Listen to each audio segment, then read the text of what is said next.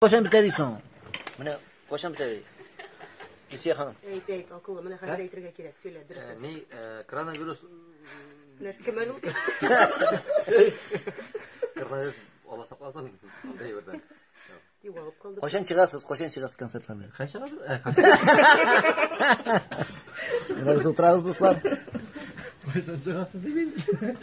Oylar abi koşan aytı. Haman aytam oylar şol bir soruğa cevabını haman aytamlar. Nerse eğitirgetleriniz var bizning? Bir Allah Teala bile Oydar Rifkatoviç. Koronavirusunda koşan biteşegen, dünyanın da koşan biteşegen, işlerinde koşan başlanışagen, olarında koşan tügellenişagen. Yok nerse dep aytymsan tamaşaçılarga. İşlep kamera kobunu bilen şunday motora birler söyleysen olsun.